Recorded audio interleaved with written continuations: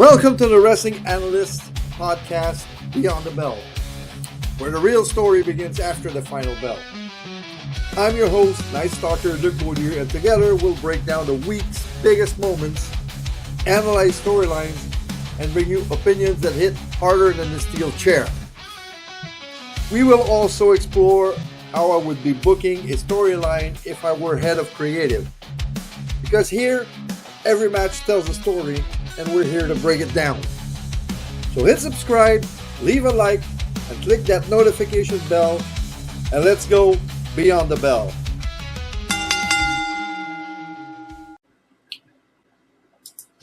Welcome to the Wrestling Analyst podcast, Beyond the Bell, where passion meets precision, and every storyline gets the deep dive it deserves. If you live and breathe WWE, this is your ultimate ringside seat to analysis, opinions, and bold predictions. Here's what's coming on today's episode. WWE Week in Review. We break down the biggest matches, shocking returns, headline-making moments in this week in WWE. In my detailed storyline breakdown, I'm going to take a closer look at the drama surrounding the Women's Tag Team Championship. Who's rising, who's falling, and what's next for the division. In my analyst opinion segment, should WWE introduce a mixed tag team championship? We weigh the pros and cons and potential impact on the rosters. In my analyst booking room, Judgment Day Implodes, the betrayal that changes everything. How would we book the fallout? Get ready for some bold fantasy booking. And in my preview and interactions segment, a sneak peek at what next week's episode plus fascinating facts from WWE history you don't want to miss. So tighten up those laces, grab your favorite championship belt, and let's step beyond the bell. Because the story doesn't end when the match does.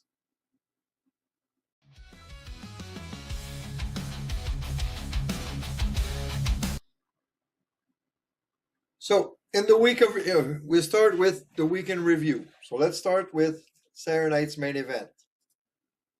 First match was Cody Rhodes versus Oba Femi that finished in a DQ win for Cody when Drew McIntyre attacked Cody mid-match.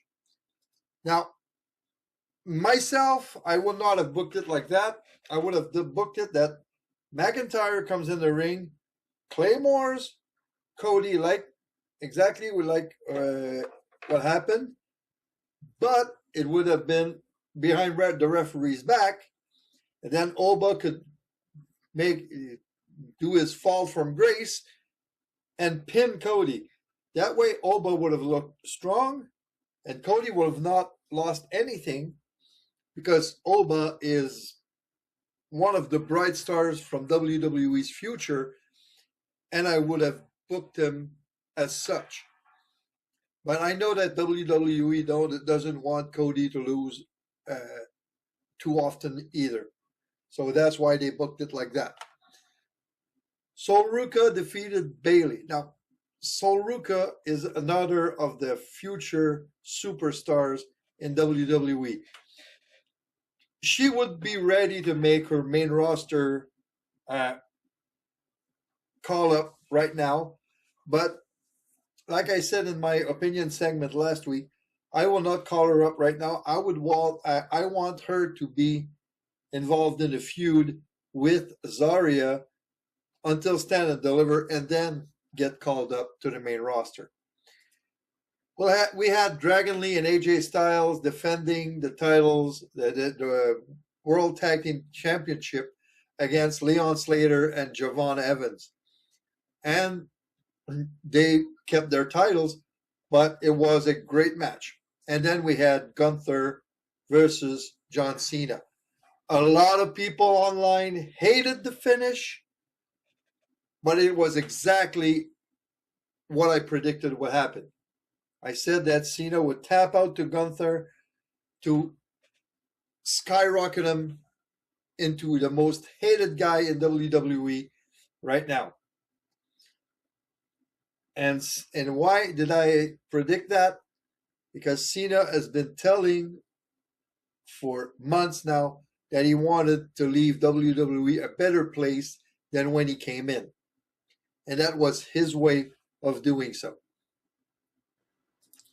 So as for Raw, the show started with a video tribute to Cena, and then Gunther made his entrance to deafening boos, bragging about making Cena tap out like a little bitch.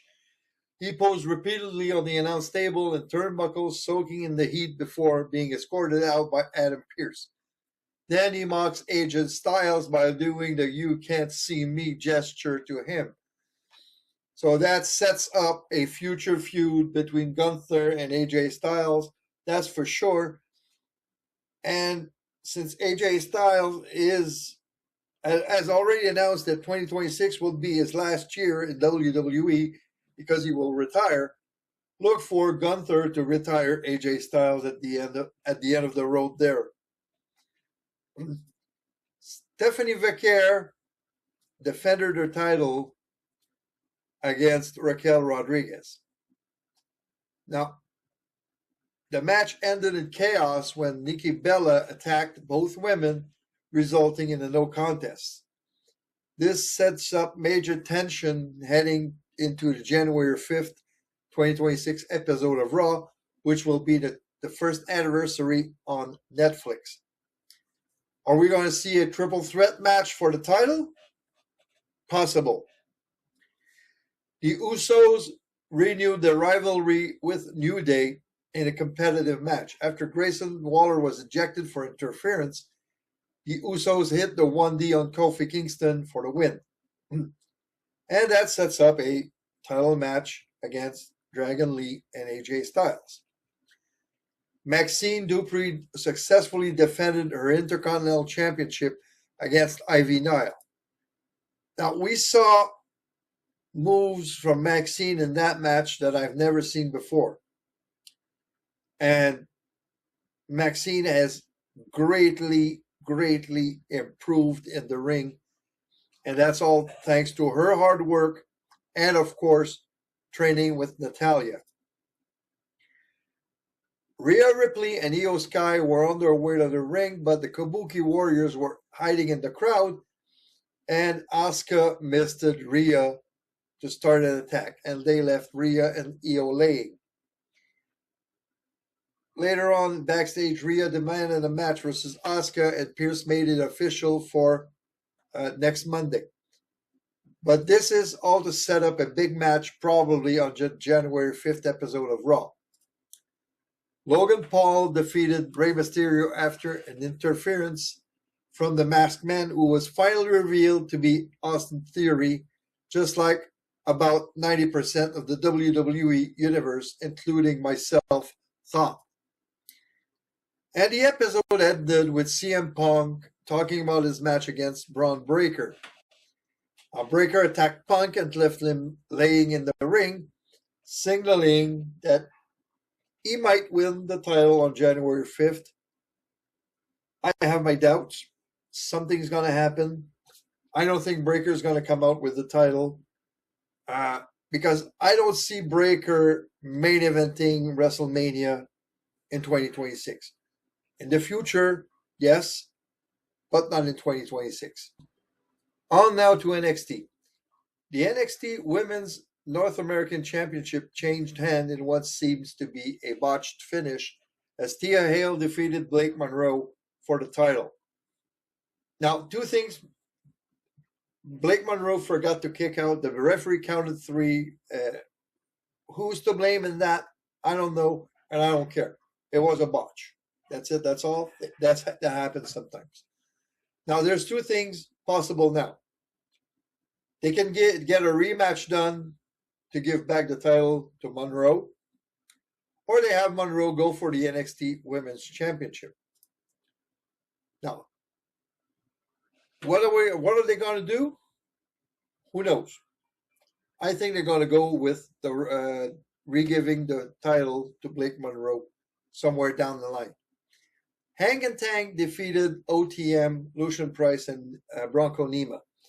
Now, OTM came back recently and they seemed like they would demolish anyone, and they lose. Right, they lose that match to Hank and Tank. Hank and Tank are former tag team champions, of course, but if they want OTM to be champions at some point, they got to beat former champions to get to the title.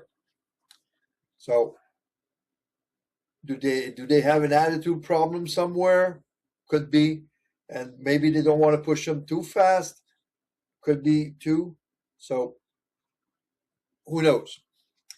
Kendall Gray and Ren Sinclair scored a victory versus Fatal Influence with a combination of Fallon Henley and Laney Reed. Now, we all know that Kendall Gray is the number one contender for JC Jane's title, and JC Jane was at the commentary table to scout her opponent. But at New Year's Evil, it's Kendall Gray versus JC Jane for the NXT Championship. Is Kendall Gray gonna be the champion after New Year's Evil? If so, it could trigger a call-up for Fatal Influence, like I said maybe last week. Ethan Page cut a promo bragging about his North American Championship reign, but it was announced that TNA's Moose would challenge for the title on December 30th. If Moose wins the title, look for Ethan Page to make his SmackDown debut on January 2nd. And Leon Slater won the Fatal 4-Way match to become the number one contender to Alba Femi's title at New Year's Evil. Now, is Leon Slater going to win? Not a chance. But it could be an interesting match. So, on to SmackDown. The show started with Damian Priest saying that he's done with Aleister Black, but apparently this feud is not over since Black attacked Priest in the ring and then later on backstage. So this is not over in a long shot. Is that to establish Aleister Black as a main event player? Could be. Nia Jax and Lash Legend defeated the Kabuki Warriors in the tag match, adding fuel to the women's tag team picture. Now, more on this later, but I don't like what they're doing with the Kabuki Warriors right now, making them lose match after match after match after match. Granted, it's non-title matches, but they lost to Lash Legend and Nia Jax. Kyrie lost to Io Sky. She lost to Alexa Bliss. So I don't like what they're doing right now, but like I said, more on this later in my detailed storyline breakdown segment. Julia defeated Alba Fire and while staring at Chelsea Green while pinning Fire. And this is just adding feud and intrigue into the fuel and intrigue to the feud between Chelsea and Julia over the U.S. title. Now, I made a fantasy booking titled The Corporate Coup of Chelsea Green, implicating Julia and Chelsea Green. So maybe you can check that out in my videos. This tells me that Green probably will add someone to her Secret Service soon to help protect the title. I would not be surprised at all. Ilya Dragunov and Carmelo Hayes defeated DIY. They were tag team partners, and next week, apparently, they are opponents in the Open Challenge again. So let's see what happens. The result was already spoiled online, but if you didn't look, if you don't know, I'm not going to spoil it for you. And it was chaos in the main event. The tag match between the MFT and the Wyatt Six finished in an all-out brawl that will continue to set up a war between the two factions. And during the program, Cody and Drew's storyline took a turn when Drew was promised another title shot. if he pays a fine and apologizes to the referee he clamored. Drew didn't accept those terms and demanded that Cody be stripped of the title if he laid a finger on Drew before the match. So look for this next match between Cody and Drew McIntyre to take place at the Royal Rumble.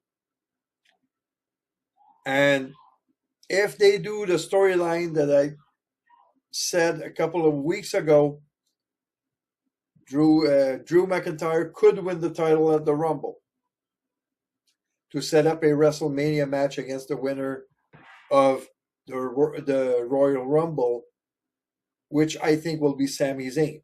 So let's keep this in mind. Jade Cargill was attacked by Michin with a kendo stick, adding fuel to their feud. So is Michin going to challenge Jade Cargill for the title? Probably. And another match that's set up for next week is The Miz versus the man whose name shall not be said, Joe Hendry. It's going to take place next week on SmackDown.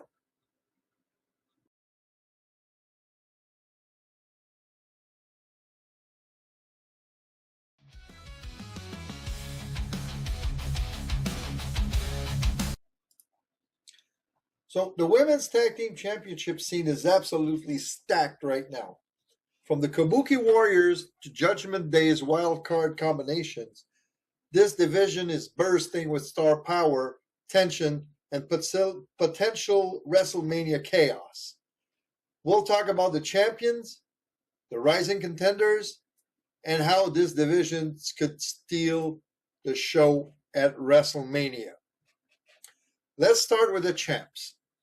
Asuka and Kairi Sane, the Kabuki Warriors, have been a staple of the tag team division for years, but recent weeks have exposed cracks in their armor.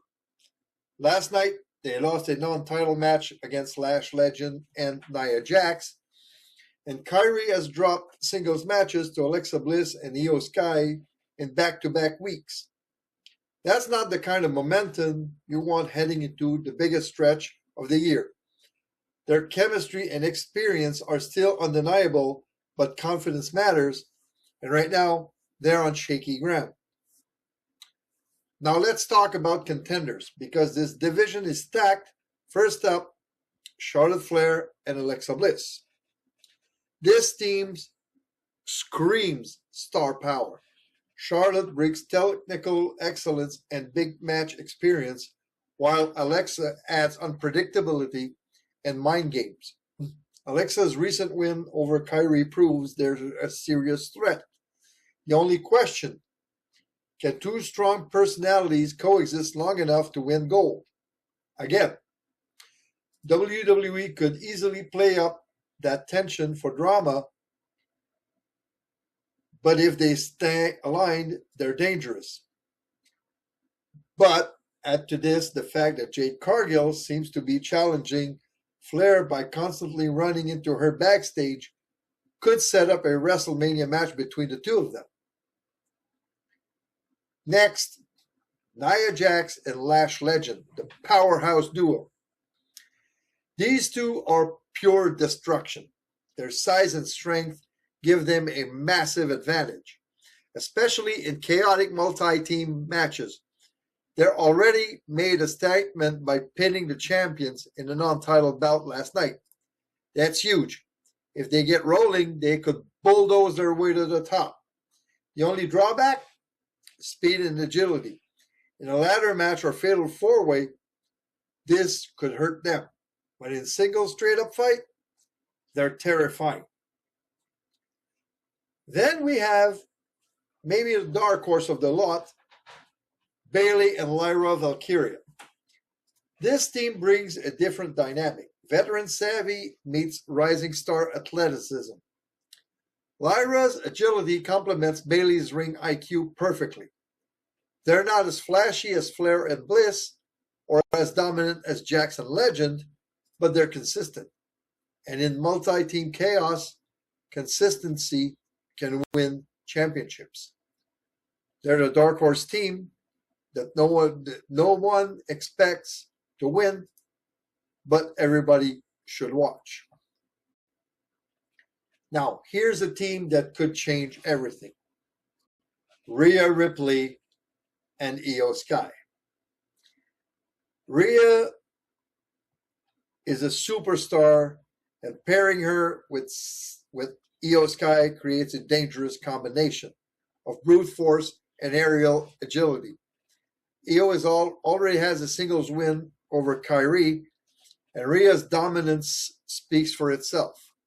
If they commit to the tag division, they could easily take the titles. The question is whether WWE wants to keep Rhea in the tag scene or pivot her back to the singles gold. But if they go all in, this team is a nightmare for everyone else. And finally, the wild card, Judgment Day's women, Liv Morgan, Roxanne Perez, and Raquel Rodriguez. This is where things get really interesting. Liv has teased going for the tag gold with Roxanne, but Raquel's history with Roxanne had tension. Could Liv and Roxanne team up and leave Raquel out? Or could Raquel and Roxanne reunite and push Liv aside? The internal drama here could explode and shake up the entire division. Liv wants to control Judgment Day, Roxanne wants stability, and Raquel wants respect. That's a recipe for betrayal, and WWE loves that kind of layered storytelling. So why does this division feel so exciting right now? It's simple.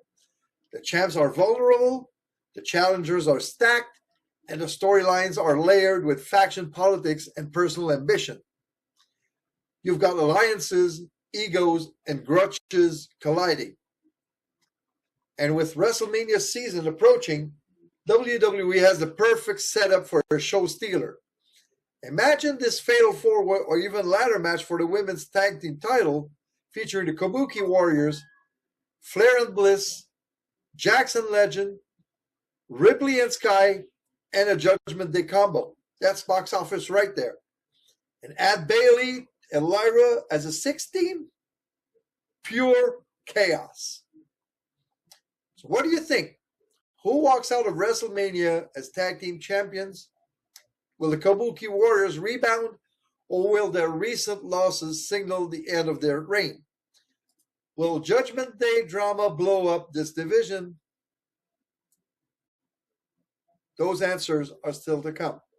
So hit me up on social media, drop your comments below. I want to hear your predictions. This division is ready to steal a show, and I'm here for it. And this particular subject will also be the subject of my booking room segment next week. So stay tuned.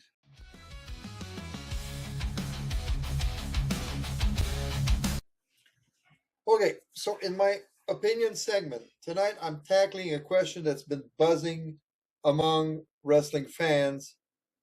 Should WWE introduce a mixed tag team championship? With the success of PAC's mixed gender matches and the depth of today's roster, the idea might be more realistic than ever.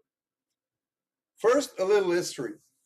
WWE has flirted with mixed gender competition before. Remember the mixed match challenge back in 2018 and 2019? Fans loved the concept, but it lacked real stakes. It was fun, but it didn't feel important. Fast forward to now, and the conversation is heating up again. Damian Priest even pitched the idea for mixed tag team championships in late 2024, and WWE recently featured the AAA Mixed Tag Team Championships at NXT Gold Rush. That's not just a coincidence, that's WWE testing the waters.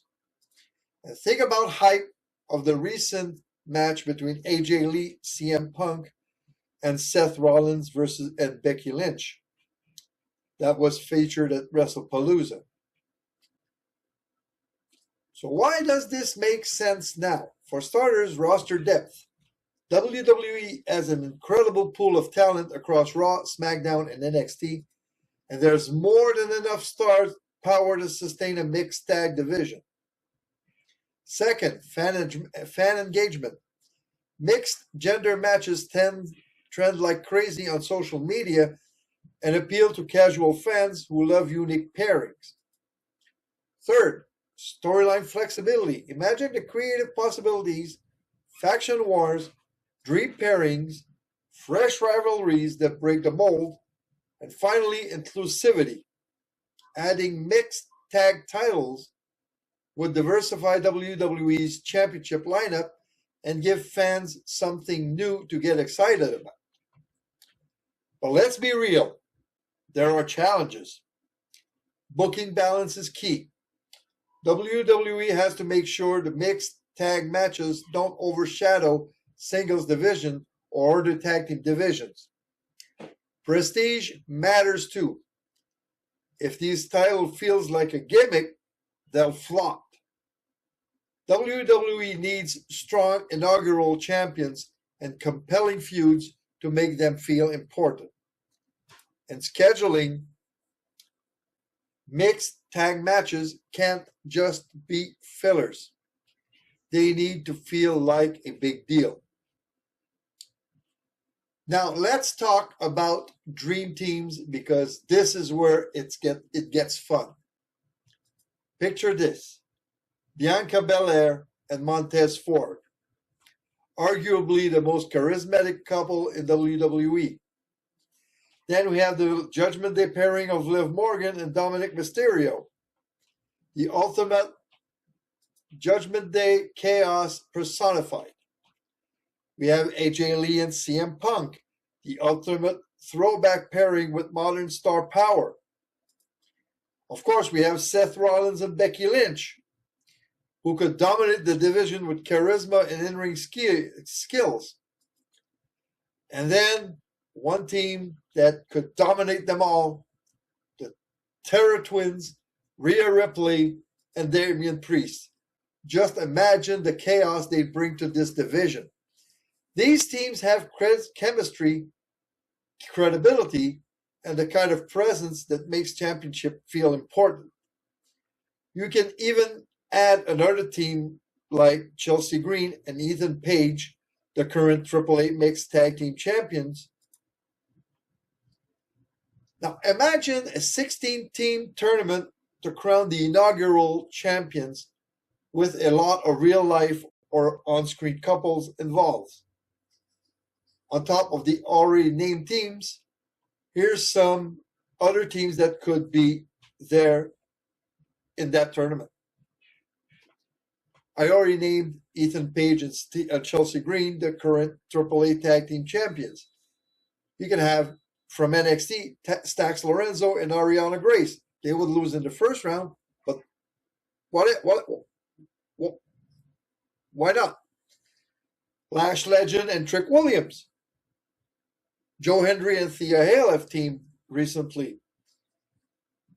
One team that could surprise a lot of people, AJ Styles and Io Sky.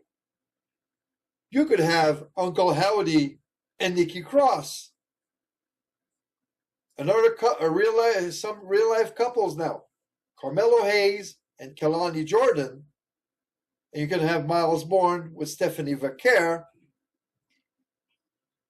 Now, this one I came up with. Well, the next two I came up with, Bayley and The Miz, could be interesting. And Asuka with Shinsuke Nakamura. So that could be a darkness tendency team. Braun Breaker and Easy Dame, which are a real life couple, as much as I know for lately. So here's how I would do this. Announce a 16-team tournament for the newly created Mixed Tag Team Championship that would be ending at WrestleMania 42. Have a first round with a lot of drama involved. Examples of first round matches. Liv Morgan and Dirty Dom versus the Terror Twins. So we could revisit the Judgment Day versus Rhea and Damian rivalry right there. You could have Carmelo Hayes, Kalani Jordan face Trick Williams and Lash Legends. When he's ready to come back, you can have Seth Rollins and Becky Lynch face Braun Breaker and Izzy Dane. You can have Asuka and Shinsuke Nakamura face AJ Styles and Io Sky. So you can see there could be some interesting matchups there. So have this tournament end at WrestleMania with a significant winner to be the inaugural champion. Someone like Becky and Seth or the Terror Twins, for example, set the prestige of those new titles. So should WWE pull the trigger on mixed tag titles? I say yes, but only if they commit to making them matter. Give us strong champions, meaningful storylines, and matches that feels like events, not experiments. Done right, this could be the next big evolution in WWE's tag division. Now, recently, I made an opinion segment about the tag team championships not being treated fairly and I would say even poorly. But I think the tendency is changing right now. You can see, as I just talked about in the previous segment, the women's tag championship title picture is buzzing right now.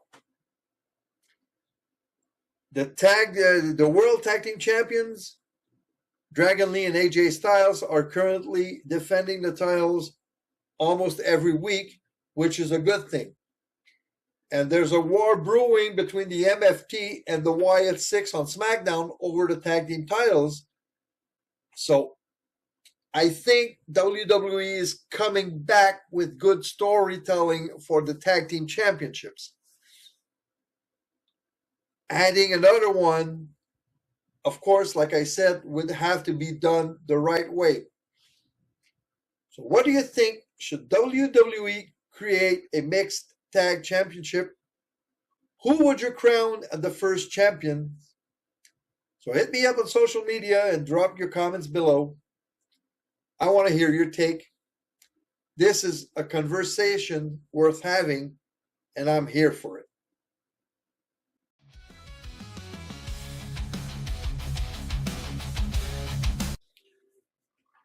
So we are now in the booking room segment. Judgment Day Implodes, the betrayal that changes everything. Tonight we're diving into a storyline that could shake WWE to its core.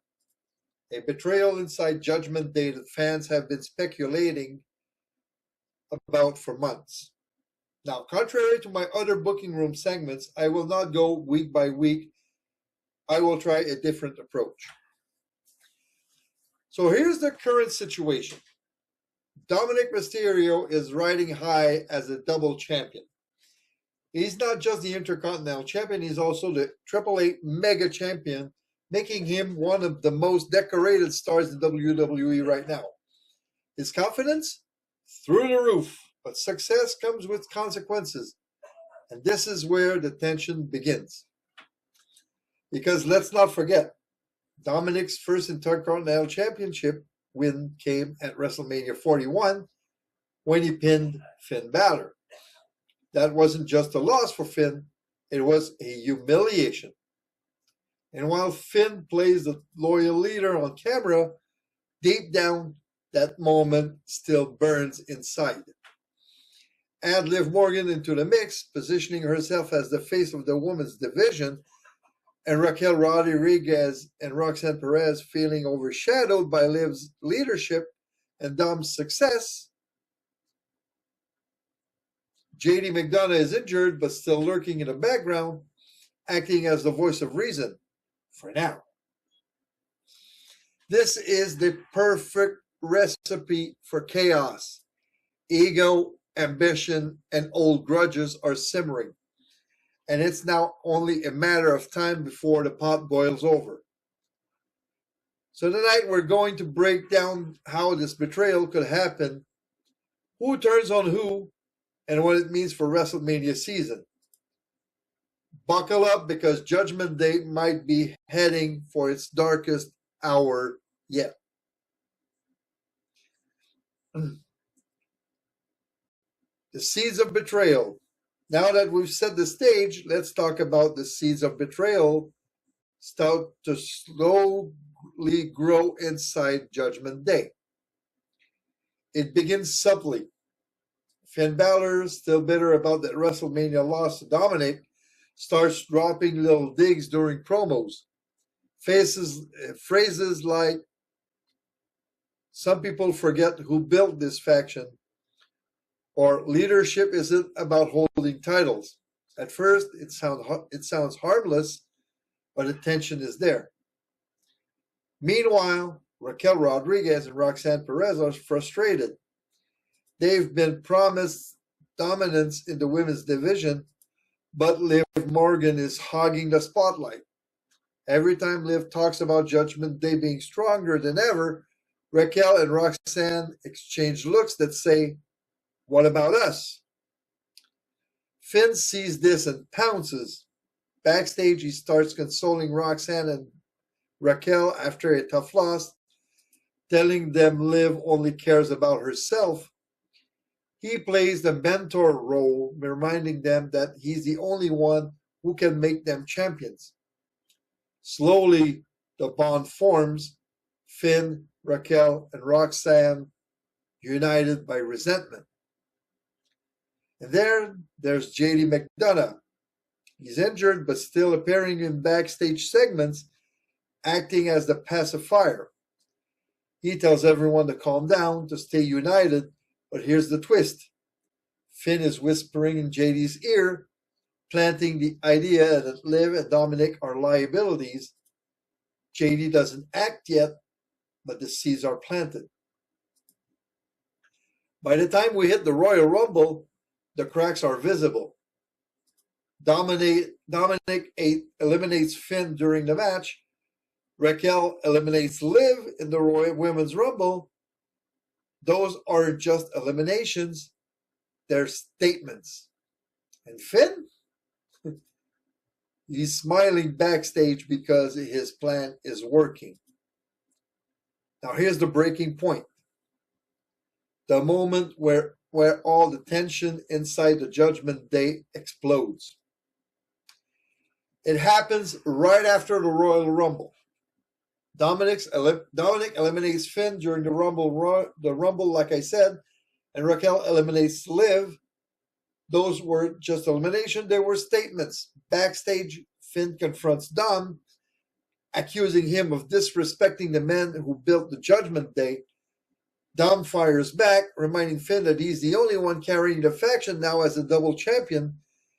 The argument gets heated, and JD steps in, playing peacemaker, at least on the surface. Meanwhile, Liv is furious with Raquel and Roxanne. She calls them out, betraying her trust, but Raquel flips the script, saying Liv only cares about herself and her world title ambitions. Finn walks in mid-argument and sides with Raquel and Roxanne, telling Liv she's lost sight of what Judgment Day stands for. From there, the tension becomes public. On Raw, Finn starts cutting promos about real loyalty and strength over selfishness. Liv and Dominic respond, saying Judgment Day was built on unity, not manipulation. The fans can feel it. The faction is splitting in two. And JD? He's still playing the pacifier, telling everyone to calm down. But behind the scenes, he's leaning closer and closer to Finn every week. The seeds planted months ago are going to bloom, and the betrayal is coming. And now, the moment we've all been waiting for, The betrayal that changes everything.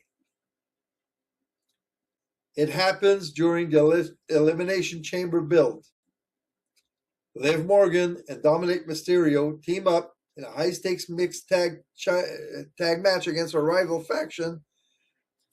Maybe why not in the mixed tag team championship tournament that I just talked about in my other segment. The match is competitive, the crowd is hot, and it looks like Liv and Dom are about to score the win. But then Raquel and Roxanne storm the ring. They attack Liv first, dragging her out and slamming her into the steel steps. Dominic tries to fight them off, but Finn is there, attacks Dom, and finishes him with a coup de grace and leaves the ring for Dominic to get pinned by their opponents. The crowd is stunned. JD McDonough rushes down, seemingly to stop the chaos, but then he hesitates. He looks at Finn, looks at Dominic, looks at Finn, and then he extends a hand to Dominic to help him up. And when Dominic gives him the hand, JD lifts him up into the devil inside his finisher. Fan erupts in boos as JD shakes Finn's hand afterwards. The visual is chilling. Finn, Raquel, Roxanne, and JD standing tall over Liv and Dominic, who are broken in the ring. Finn grabs a mic and says Judgment Day was never about weakness, it was about dominance. And tonight, we cut out the dead weight. From this point forward, the faction is split. Liv and Dominic are out, and they're baby faces now, hungry for revenge. Finn declares himself as the true leader of Judgment Day, calling Liv and Dom selfish frauds. JD smirks in the background, fully aligned with Finn. Raquel and Roxanne vow to take over the women's division under Finn's guidance. This betrayal doesn't just fracture Judgment Day, it sets up a war heading into WrestleMania. Fallout and WrestleMania build. So what happens after the betrayal? Well, this is where the real drama kicks in. The fallout and the road to WrestleMania. Liv Morgan and Dominic Mysterio are out of Judgment Day and they're baby faces now. The fans rally behind them because they were blindsided by the faction they helped build. Dominic cuts emotional promos about loyalty and respect, while Liv vows revenge, not just for herself, but for everything the Judgment Day took from her. Meanwhile, Finn Balor steps into the spotlight as the undisputed leader of Judgment Day. He's flanked by Raquel Rodriguez and Roxanne Perez, who now dominate the women's division under his guidance. JD McDonough, fully recovered, becomes Finn's right-hand man, cementing the new era of the Judgment Day. Finn calls this group the real Judgment Day, stronger, smarter, and ruthless. The tension builds week by week. Liv and Dom start picking up allies, maybe a returning star or two, to even the odds. WWE teases faction warfare, but the centerpiece is clear. Liv and Dominic versus Finn and Raquel at WrestleMania. JD and Roxanne lurk at ringside, adding chaos to every segment. And here's the kicker. Dominic puts his Intercontinental Championship on the line in this match. If Finn's team win, Judgment Day keeps the gold and total control. If Liv and Dom win, they get redemption and the right to call themselves the true heart of Judgment Day. This isn't just a match. It's a war for identity, loyalty, and power. And when the dust settles at WrestleMania, the landscape of WWE will never be the same. This sets up a high-stakes WrestleMania showdown with emotional depth and faction drama. And that's the story. A betrayal that could tear Judgment Day apart and reshape WWE heading into WrestleMania. Dominic and Liv fighting for redemption. Finn reclaiming control. JD stepping out of the shadows. And Raquel and Roxanne, they're proving they're more than backup. This isn't just a feud. It's a war for power, pride, and identity. So what do you think? Should WWE pull the trigger on this storyline? Who walks out of WrestleMania as the winners? And does Judgment Day survive the chaos? Hit me up on social media and drop your comments below. I want to hear your predictions, your take, your fantasy booking ideas, and where you think this is the next big faction in WWE.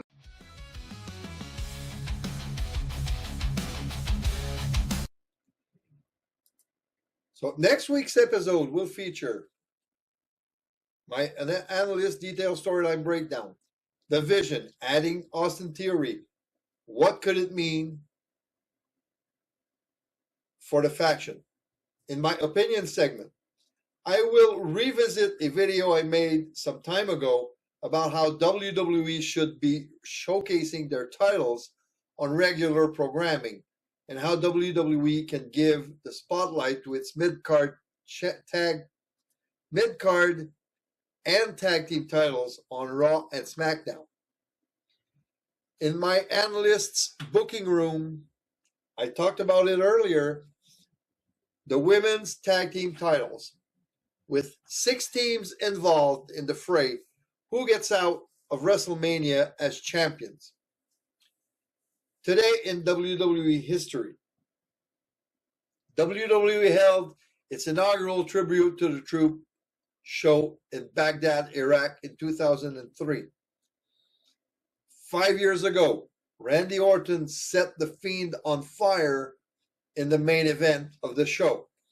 The same night, Charlotte Flair returned as Asuka's mystery partner on both defeated Shayna Baszler and Nia Jax to win the Women's World Tag Team Championship.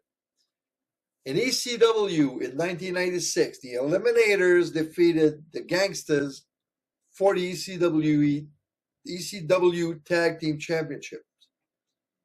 In 1999, Bret Hart vacated the WCW World Championship following a controversial finish the night before. Later in the evening, he won back the title against Goldberg with help from the Outsiders, marking the official formation of NWO 2000. And that's a wrap for this week's episode of the Wrestling Analyst podcast, Beyond the Bell. Thanks for joining me as we break down the stories, the drama, and the action that keep the wrestling world turning. If you enjoyed today's deep dive, make sure to hit subscribe, leave a review or comment, and share the podcast with your fellow wrestling fans. Follow me on social medias for update, hot takes, and join my community on Twitter or X. Got a prediction or fantasy booking idea? Got a storyline you'd like me to break down? Drop it in the comments. I'd love to hear your thoughts. Until next time, keep your eyes on the ring, your ears on the stories, and remember, when the bell rings, the analysis begins. So see you next week, Beyond the Bell. That's it for this week, and thank you for listening to the Wrestling Analyst podcast, Beyond the Bell. If you loved what you heard, smash that subscribe button, drop a like, and hit that notification bell so you never miss the action. Got opinions? Share them in the comments. I want to hear your take. So until next time, Stay loud, stay proud, and keep going beyond the bell.